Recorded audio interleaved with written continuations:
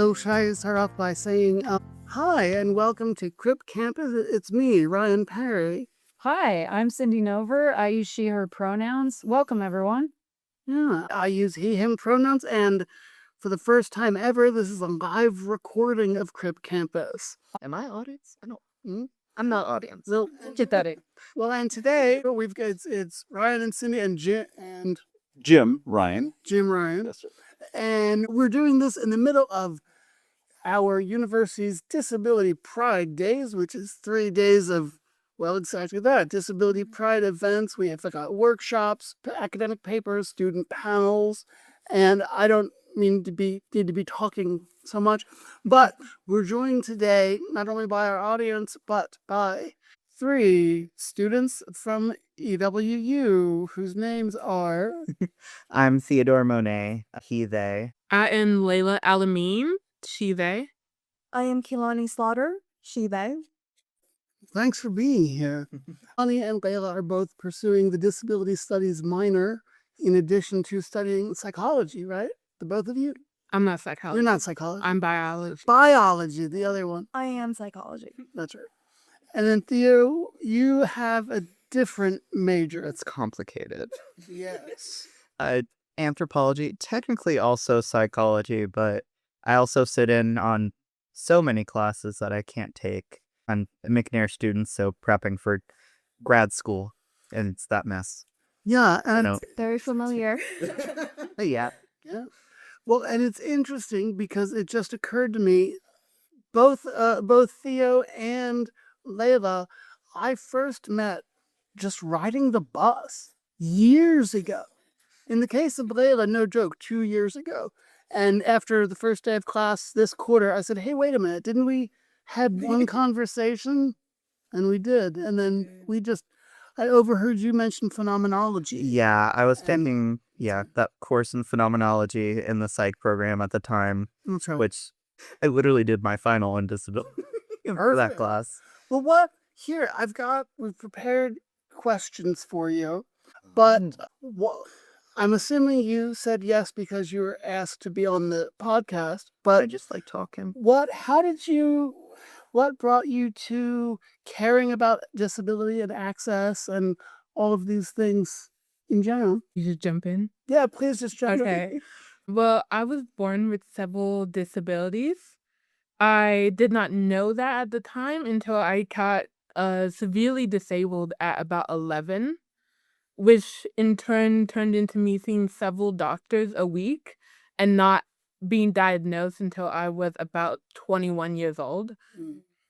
So I did my own research when I was a teenager and pretty much figured out what I had but wasn't diagnosed with anything. And so I got really involved in the disability pride space around like 15 years old. That's great. Yeah. Thanks. That's great that you did that. And also, thanks for telling us. Yeah. Yeah, I got into it through psychology. I have always been interested in neurodiversity and exploring my own neurodiversity and understanding that through a psychological lens. And then I took a disability studies class and fell in love with the social model and how that views differences. And that sort of led me on this path. Great. Thanks. It's been complicated for me. I took a very atypical path to get into college, as I think a lot of people do. So I had a lot of inpatient psychiatric experiences and frustrations repeatedly with actually getting medical needs met, just broadly. So when I arrived at college, a lot of my focus was, okay, I'll get a psychology degree because I think that's what I can do to actually go work on boards and fix these things, right? I can make things better. And the more I was in the department, the more I was just like, oh, this is miserable. I'm encountering so much stigma, but that's such an aspect of our culture, and understanding our medical system and disability as an aspect of culture is what led me to anthropology, because that also ties in with classes on public policy and actually making changes. There's specific degrees I can go get essentially that are on critical medical anthropology of psychiatry to go, be on boards, make decisions, and talk about things and research things because I actually care about people with experiences like mine more so than I care about treatment outcomes. I feel like it's missing a lot in literature. That sort of stuff. I think I answered the question. Okay. Not a requirement on this show. Step up your I usually company. forget what the question is halfway through talking. What? Well, Cynthia, do you want to say anything else? I have a question. Yeah. Are there places on campus where you feel more or less comfortable as a disabled student, and what creates that atmosphere, whether it's the more comfortable atmosphere or the less comfortable atmosphere? Well, the only spaces that I actually feel comfortable are the disability studies spaces. I have invisible disabilities, so saying that in a non-disability studies space is met with stigma and criticism and disbelief, and I don't even say anything about it in like my psych classes. So the only spaces I actually feel comfortable with that are disability studies spaces. Yeah. I'm in a similar, just because of how severe and how visual a lot of my disabilities are, and because of my age, a lot of people do not believe I have what I have because they're not commonly seen in somebody so young. And so really outside of the disability classes, I am not believed or like disabled enough for a lot of people. Yeah, for me, it is a lot of disabled spaces on campus and in the community. There's other spaces where I feel kind of okay, but I'm less Yeah. open about it. Yeah, like In the Pride Center in the McNair office, there are people I generally feel comfortable about, but I'm not going to talk to them about the same things. No, It's- yeah. Like I feel comfortable in the Black Student Union as a Black woman, but I don't mention my disabilities really there because of the stigma around them. Yeah, the questions that come with them too. Yeah. Yeah. Questions that I don't want to tell a random person I just met. Yeah, Mhm. I've run it. And the demanding of the questions is even more. It's not like generally, oh, I've known you for a minute. I noticed this thing. What's wrong? They like the first thing they say to you, what's wrong with you? Like in your face type of thing. I will say that for me, the most uncomfortable spaces for me have been spaces, both classes and also clubs and psychology departments. I've like literally told people word for word my experiences of things I went through when I was in like inpatient wards. And they're just like, well, I don't think, how do I know that actually happened? Was like one thing Yeah. that someone said to me. And also these clubs, they're not focused on accessibility. I ran into that issue. And also just classmates saying the worst, most stigmatizing thing, and professors just moving on instead of meeting that statement and maybe pushing back, challenging, questioning it in some way. And it doesn't make me feel like I belong, like I'm understood, or like I should be in the room. Sometimes it is directly from students saying these horrible things, and other times it's just professors speaking to an audience where they assume no one is disabled, whether they'll talk about me, but not acknowledge that students can be that. Like, I can have those Yeah. experiences. Yeah, it's Yeah. like they assume no one in the room could be experiencing this thing. They'll Yeah. talk about a disorder or a symptom. Oh, them over there. They experience this and it's horrible. I'm sitting right here. Yeah. Yeah. Well, the next question is literally, can you give an example? I know a friend of mine is teaching a class this quarter about the ethics of recognition. And what I'm hearing is a lot of these are issues of recognition and misrecognition. So can you, to the extent and the level of detail that you're comfortable, can you give an example of, we'll just say broadly speaking, disability or access or somewhere in between, being misunderstood or, well, the word that's written down is misunderstood, but misunderstood, misrecognized here on campus.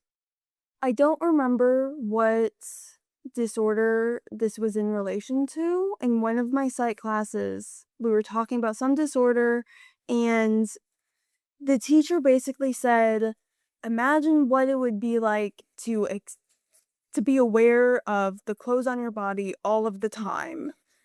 That would be horrible. And this is why we have these, neurological systems in place so that this doesn't happen. And I raised my hand and said, okay, but that does happen, and was basically shut down and said, no, it doesn't, because of what I just explained. And I just had to sit there and shut up about it because it's not going to be understood that I do experience this and you are blatantly ignoring me.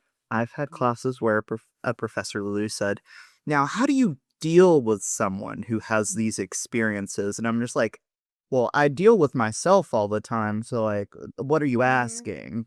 Because, like, they make the assumption that that someone like me is difficult to be around, which is bad on its face, but also that, hey, no one experiences that in this room, right?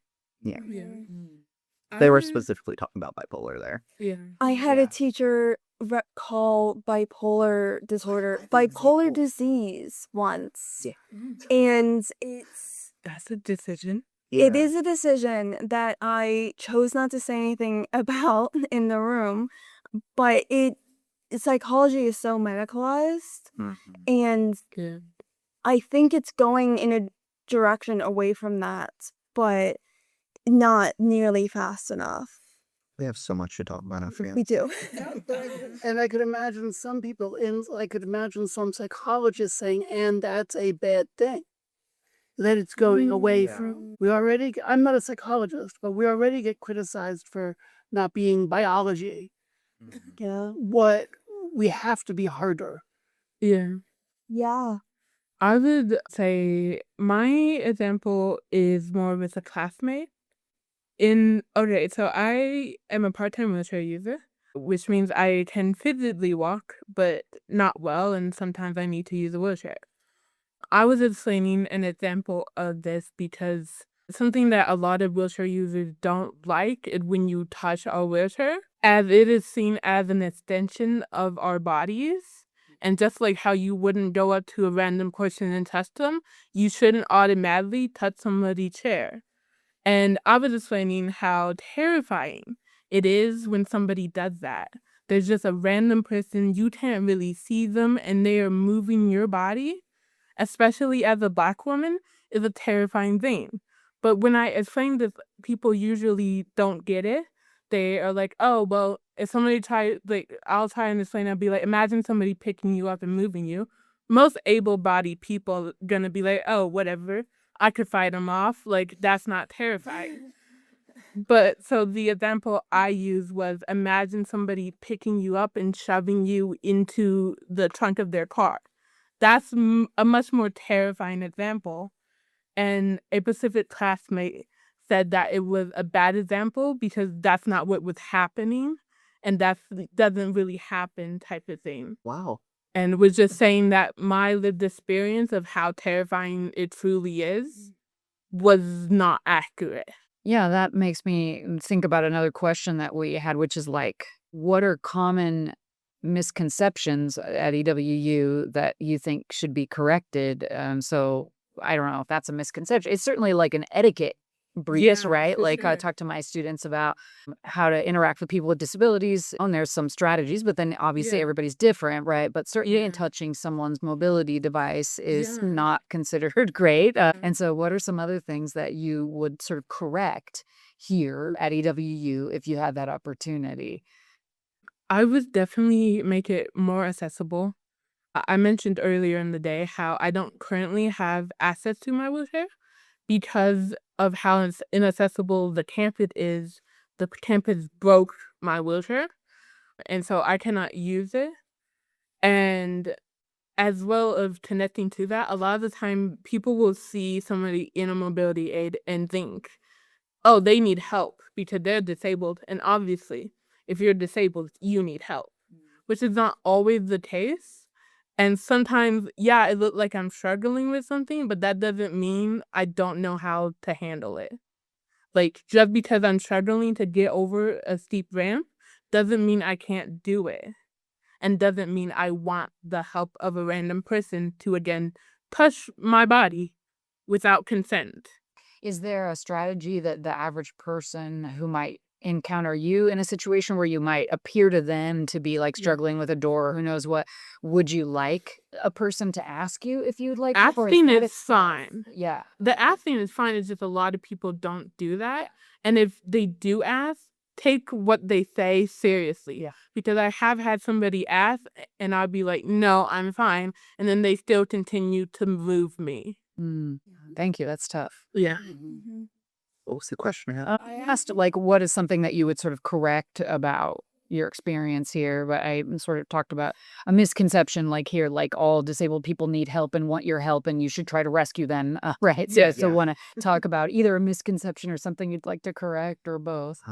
I do think I'm going to talk about the bathrooms again for the. Well, this is the first time the I- people listening here have heard this. That's It's just true. earlier in our Right. Disability Pride Days events that some folks heard it. So go ahead. Yeah, so I gave the example of just yesterday in this building on campus, there's 3 floors, and on each floor there is one accessible stall, just one stall, period, in every men's room. So there's a total of 3 bathrooms in this building, each on a different floor that I can use.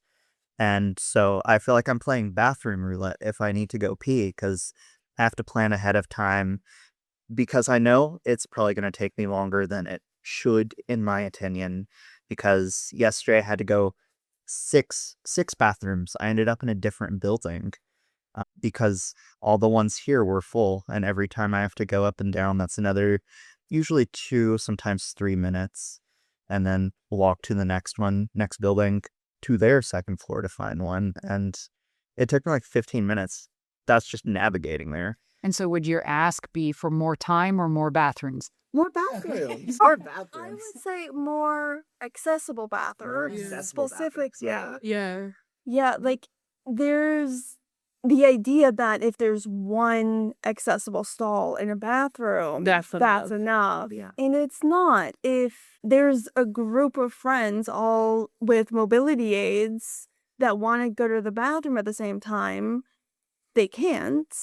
And additionally, like, it's more than just mobility aids that use accessible stalls. Yeah. Like OCD, I can't touch the bathroom wall or the walls of the stalls. Yeah. So, especially if I have a backpack on, those stalls become very difficult and very stressful to navigate if I'm not able to use an accessible Yeah. stall. Or my friend, she has a colostomy bag and she has to Yeah. use the accessible bathrooms. Yeah. And I do think this could be fixed quicker than the university thinks, Yeah. because one thing, it's a barrier to me as a trans person, but also it affects everyone who needs accessible bathrooms, especially, which is when you have gendered restrooms, that takes off an entire bathroom on each floor that I could use if it were gender neutral and Yeah. designed to be so. Because like it's also an issue for like people who may have aids that they need help with. Sorry, if they have someone, if they need Accessible. yes, if Yeah. they need assistance to use the bathroom and they're maybe not the same gender, that's an issue. Yeah. And it's less of an issue in Washington State, but because I know if I just walk shortly down to Idaho, that would be even more dangerous. Yeah. But it would be such a quick way to increase the amount of bathrooms, the amount of accessible bathrooms that I could use.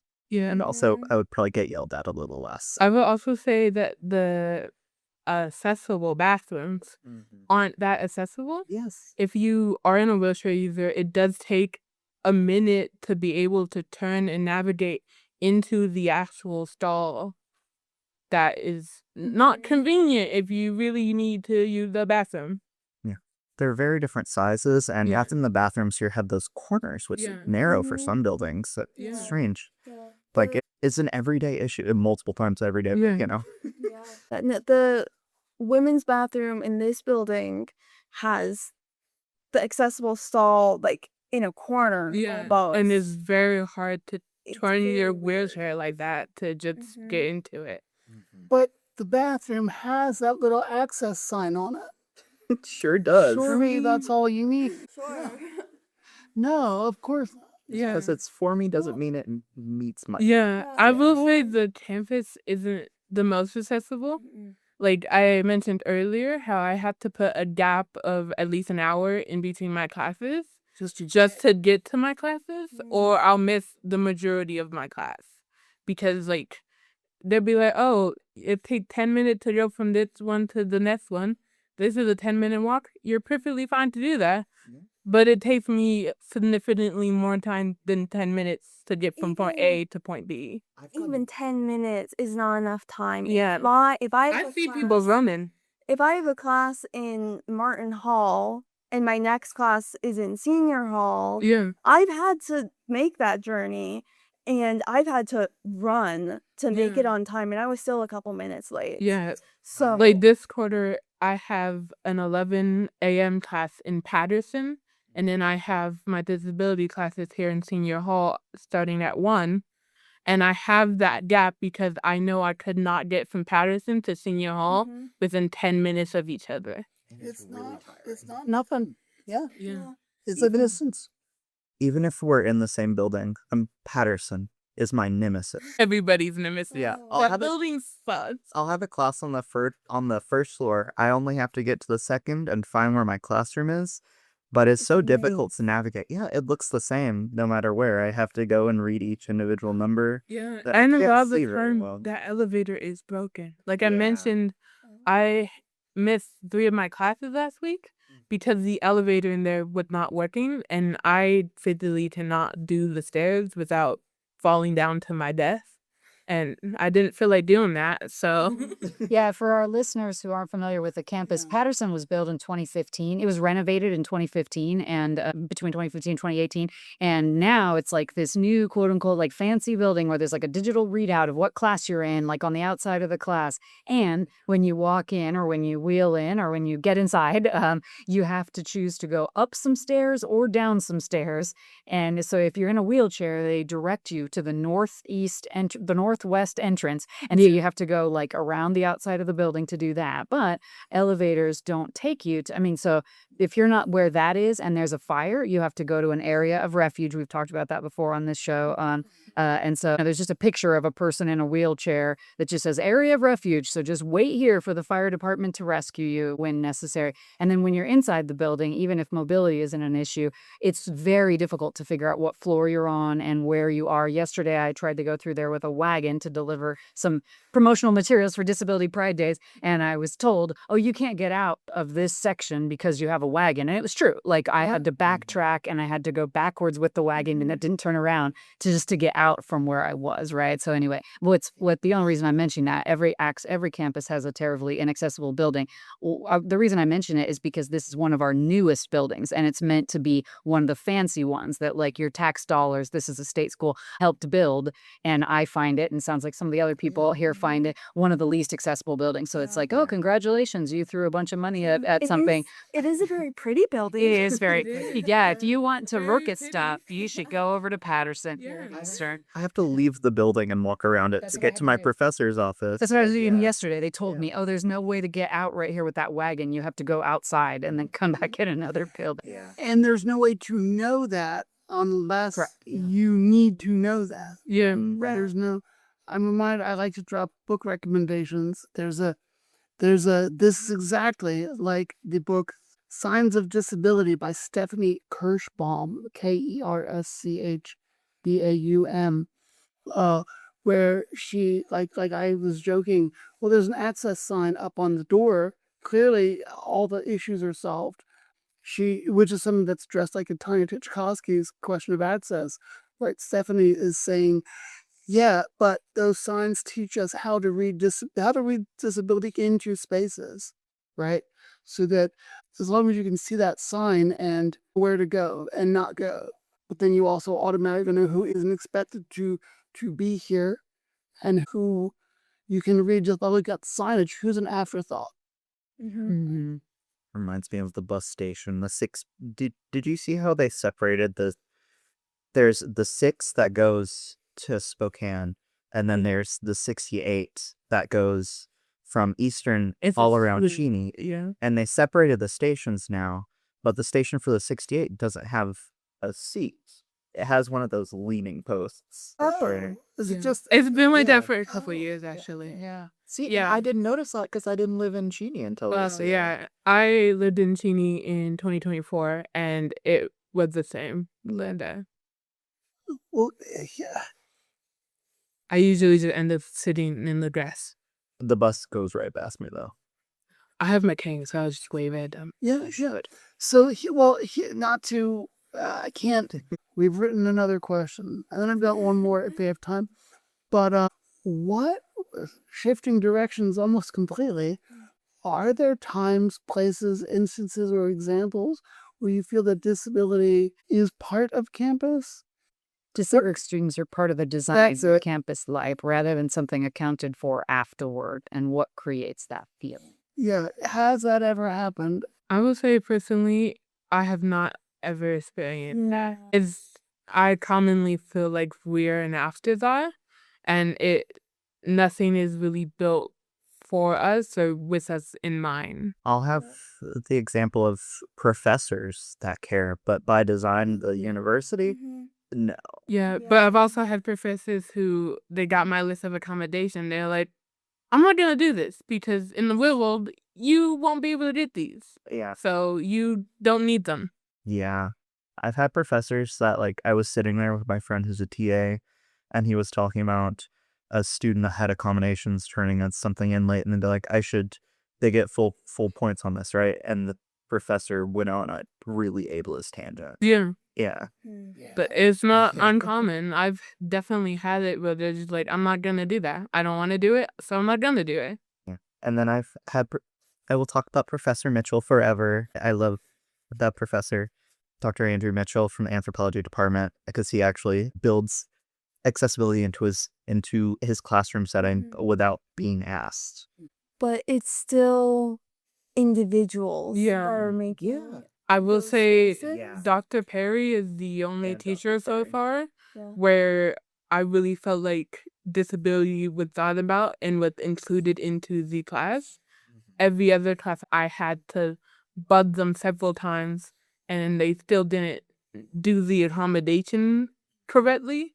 Like I have one where I get extra time on assignments, and so they would just give me the assignment all at once early and be like, well, you have them early now, so you can put them in at the due date still, since you have assets early. I'm like, that's not what I asked for. And that's not that. No, that's not how that works. Yeah. So it comes down to individual is Yeah. sometimes But great. the sometimes- accommodations are like up to the teacher how they want to enforce them.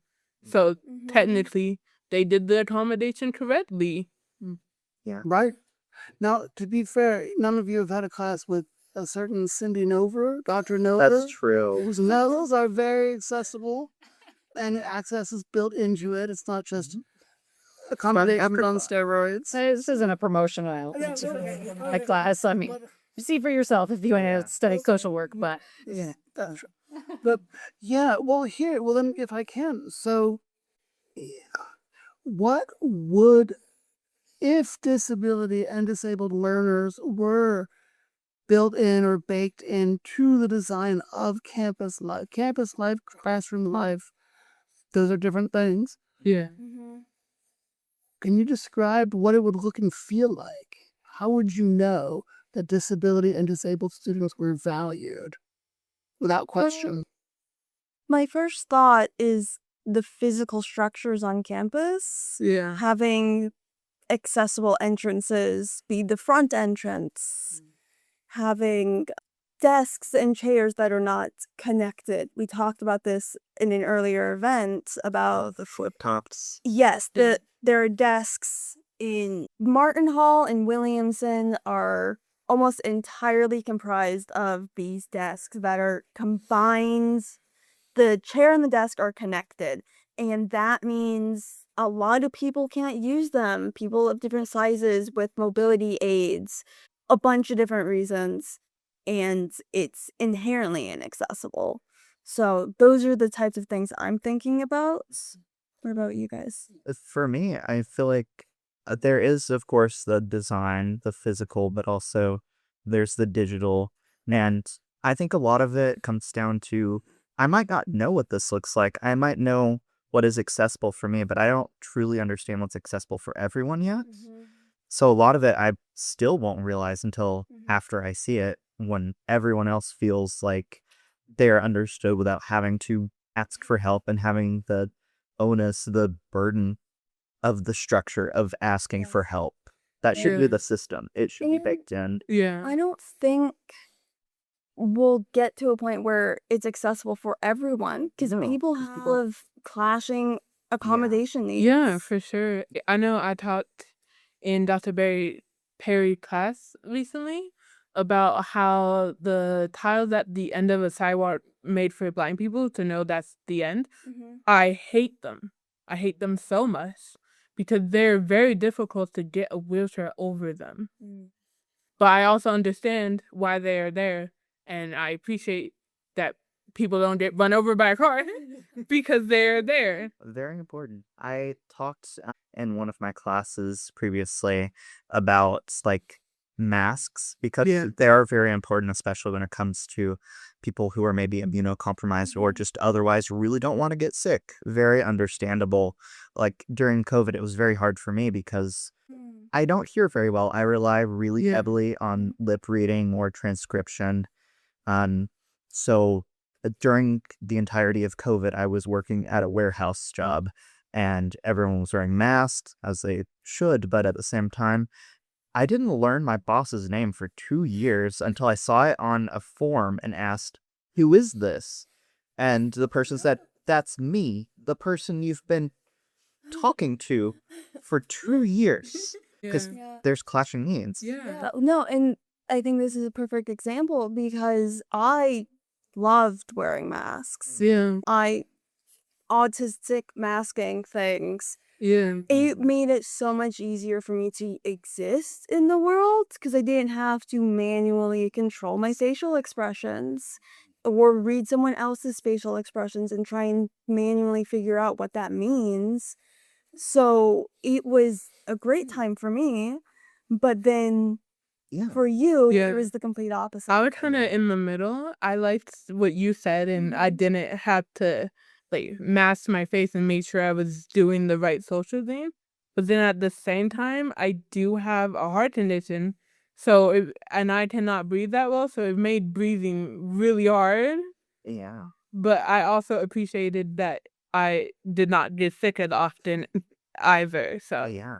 That's what's key to all this is yeah, what's it called? A variety and Yeah. offerings is what is accessible is having a lot of different variety, a lot of different ways that meet people's needs and a flexibility of combining them, of understanding where they clash and having alternatives. There's including people where you can, how you can. There's not one simple universal yeah. everything. There's no one size Yeah. fit all. Exactly. You have to be able to change it to meet someone's specific Yeah. needs. Yeah, which is why I see most of it as very social. A lot of it is institutional and flexible. And yeah, that's why it's more of a feeling for me rather than looking and designing for one thing. Yeah.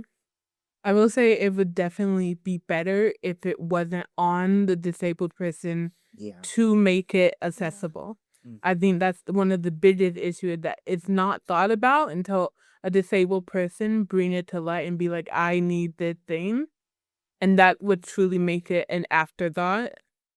Yeah. It kind of reminds me of I've had teachers approach it very different ways, especially through the years and then in my late 20s. Oh, strange. Of like talking about like how do you want me to address you in class, talking about like pronouns and preferred names and things like that. At first, when I was younger and approaching teachers with that, it was very much on me to go have those difficult and uncomfortable conversations. Yeah. And over time, I've seen very different attitudes where maybe a professor passes out here's a short little paper that says, what you want me to call you in front of class and how I can meet your needs, like to everyone and not just me. And also, I'm not the person that has to go do that. They initiate this to try and meet everyone. I think even the university as a whole does that well because there is a thing on like your student profile that you put your preferred name, Yeah. and that just shows up everywhere, Yeah. including to the teachers. Mm-hmm. I have some real-time feedback from a person on Zoom that the listener appreciates that you're willing to share these things and be vulnerable. This person also works at a university and says it's tough to hear about these frustrating experiences and that ableism clearly runs deep in higher ed. So thank you for sharing that. If it's everywhere in society, it will be in institutions. It's just a matter of how we approach it and combat it. Yeah. Yeah. So I'm noticing we should probably see if the audience has any questions and then wrap up our episode. Anybody have any questions in the audience? I did. Great. Yeah. I was wondering what everyone's opinion would be on EW discontinuing the wheelchair basketball recently. Very negative. Yeah, very negative. The question was EWU recently decided to discontinue our wheelchair basketball team, and I contacted the coach and asked why, and the coach said it was the only program, athletic program that was funded under an academic program. All the others are funded under athletics, like football and so forth. So that was their reason, was that there was a funding stream problem, right? But anyway, that's just a little context for that situation. So yeah, what are your thoughts about that? If you wonder. Around. Yeah, It looked good. on this side of the United States, it was the only program for that. In a university. Because there's Yeah. a team in Spokane, but it's Yeah. Any unit for any of the universities on the West Coast, Yeah. it was the only program. The closest one for reference is in Oklahoma, if I remember correctly. Yeah, there's only now 7 nationally in this category.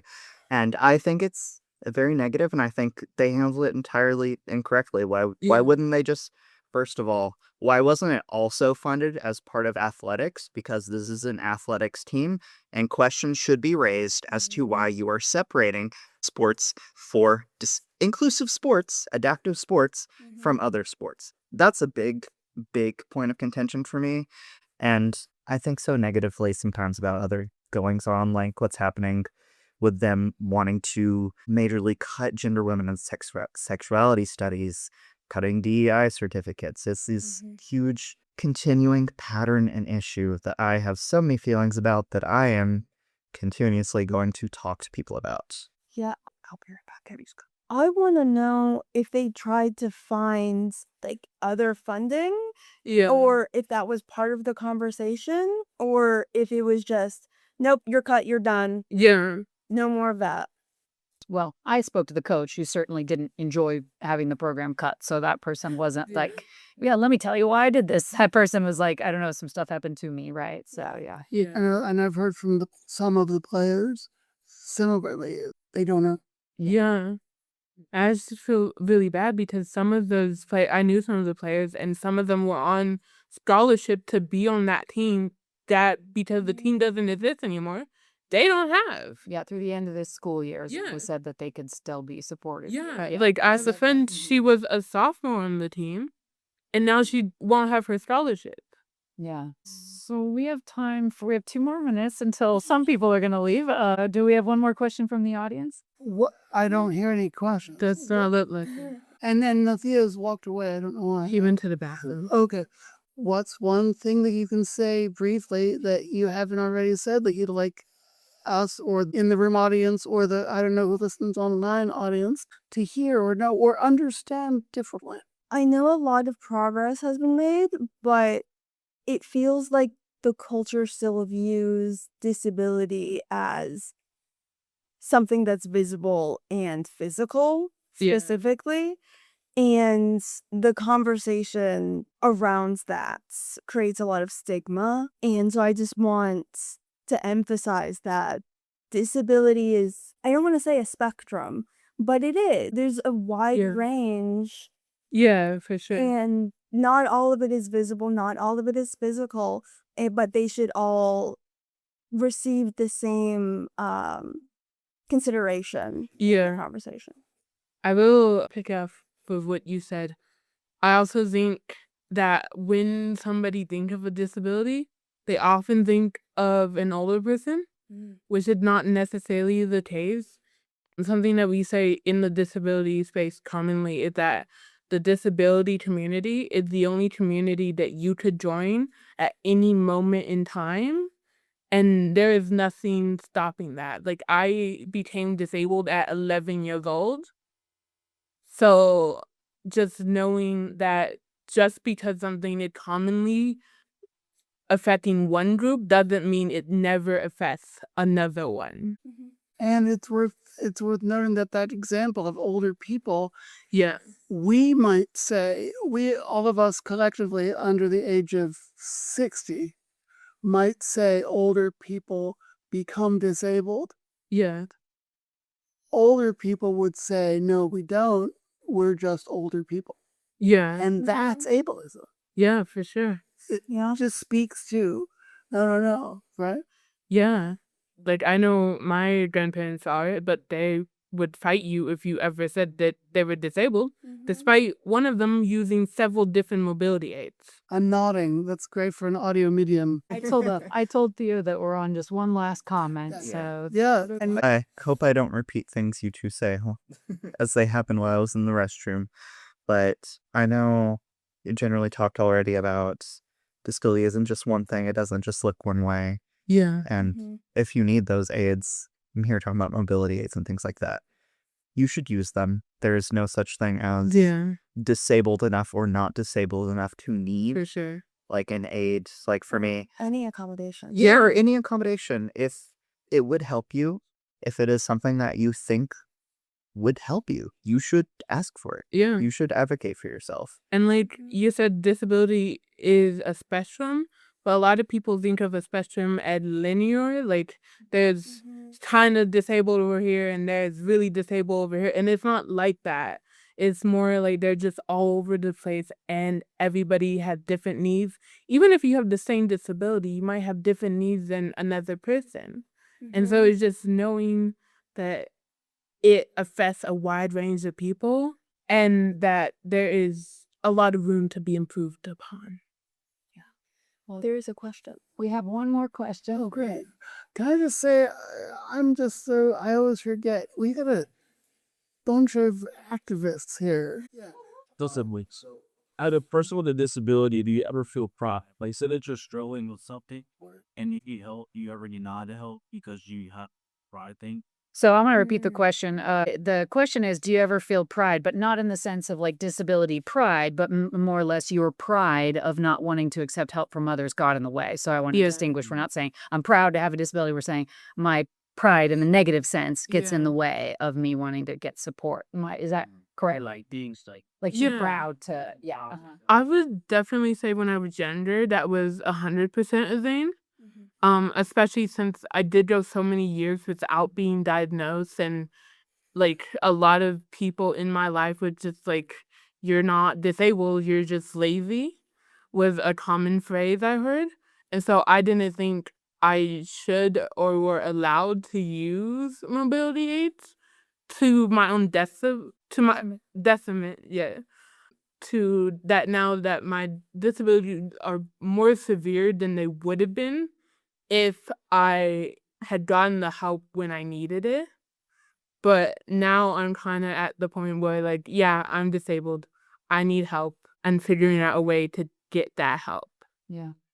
For me, even just coming to understand that I'm disabled was a journey. A lot of unpacking internal ableism and concepts about disability, especially when I'm talking about like psychiatric things. It's a lot because I think the broader public doesn't understand it, and I sure as heck didn't. Oh, yes, Dr. Perry? What does disability pride mean to you? I just realized we can't. I just realized we can't not ask it. And then that will be my last thing I say. That's the last thing any of us are going to say. As we wrap this up. He knows what music means. Yeah, exactly. We are running late. Okay. I think it means a lot of things. I view it more as action and feeling more so. Yeah, for me, it's a sense of home.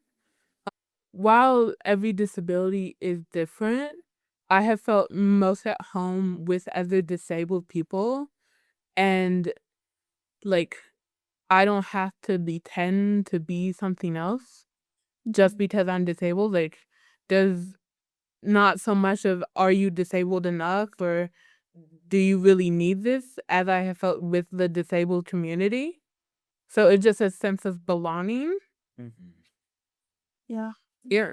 All right. Yeah, adding on to that, not having to minimize yourself Yep. or your symptoms or hide it away. You're able to just exist. Yeah. It's not seen as a negative. Yeah, without trying to fit into the idea of normal. Yeah. Like I have said before that while being disabled can suck sometimes, if somebody came to me tomorrow and like, we have a cure for all your issues, I would not take it. Part of it because of the community I have, and part of it I would not know what that even looks like. Like I've been disabled my whole life. Is like, sure, would it be easier? Like the example I used was like, if somebody came to me tomorrow and like, we can turn you into a white woman. Like, yeah, would my life be easier that way? Yes. But I've never been a white woman. I don't have that community. I don't know what that like. So I wouldn't choose to not be disabled in that similar way. I wouldn't choose to not be a Black woman. What I meant by, like, it's a feeling, but also an action, I was relating it both to the acceptance and contentness with oneself as one is, and being oneself out loud, advocating for oneself, but also an action in the same way that, like, pride is an act, like gay pride is an action. It was also an event for a reason. Yeah. It is a process that is happening. It's a movement. It's so many things. Which is why it's so hard to process for me. Yeah. It's very nuanced. It is. It is a fight. It is a feeling. It is so much. Thank all of you for coming today.